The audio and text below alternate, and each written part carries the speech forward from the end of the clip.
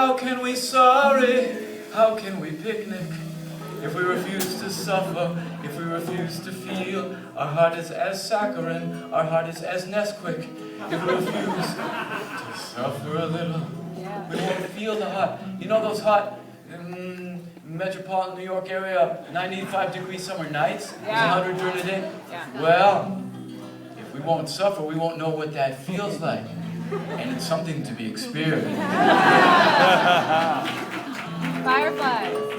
It's hard knocks, that's right. You don't get to sleep too good, but you get to see the city with everyone. You know how when it's like down Lower East Side, when it's still 100 degrees at 3 a.m., people outside on the sidewalk playing poker in their little armchair.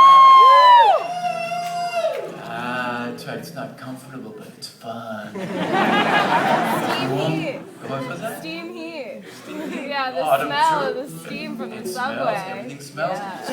There's steam, there's rats. I chased rats out of buildings before, in hotels. Yeah, sure. Well, no, I didn't hurt her or nothing. You were feeling. What's that? There was a cockroach at the Hotel Albert when I was 18 years old. It was so big that it crawled out of the sink. It actually made a noise. There was a little sink in my little room. It was like one of those bathrooms down the hall hotels. And in the bathroom, the cockroaches were as big as like bats. Now, but in the room, there was this cockroach. Yeah. So up there, it's 8 o'clock. I'm working as a messenger during the day down on Wall Street. And so I hear this sound in the sink, and it's like this.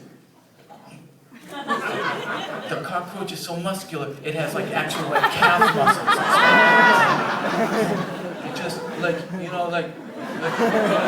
comes to the top, of the sink, just looks at me once like does that antenna thing, and then it just walks down the front of the sink, walks down the little, metal, J-shaped thing, walks onto the floor, just gives me one more look, like you've got something to say, asshole.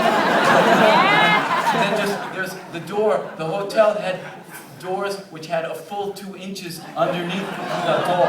So the cockroach sees this and goes, suitable. I'll barely fit under it, but I'll fit under it. Just stomps outside the door. Yeah, not comfortable, but fun. Good night, everybody.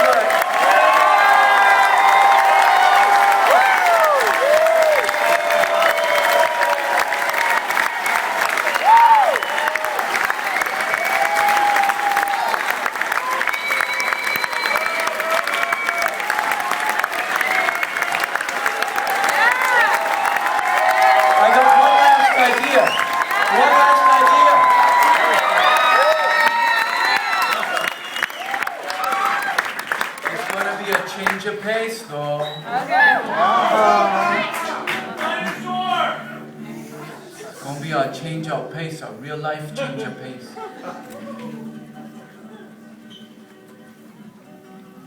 As my mother in the nursing home lay there. It sounds like it's gonna be a sad song. It is, but it's also gonna be. It's not like a down sad song because it's a song of the beauty. Well, I'll sing it for you and see what you think. As my mother lay lying in the nursing home bed, we paid strict attention to any word she might have said. As my mother lay lying, we learned. As my mother lay lying there, I learned. The childhood dreams and nightmares, childhood dreams. Childhood dreams that bothered me ever since I was little. Holding her hand, I solved the riddle. She was saying not a word, but I understood all of a sudden my childhood dream. She was saying not a word, but I understood. understood suddenly rough childhood dreams.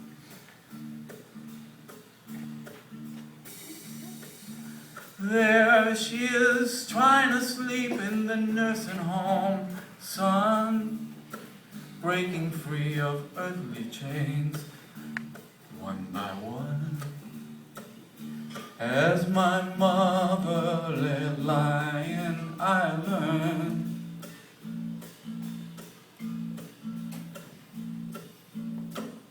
now just bone and some silver hair. My restless, twitching mother trying to sleep there. As my mother lay lying, I learned. As my mother lay dying, I learned some more.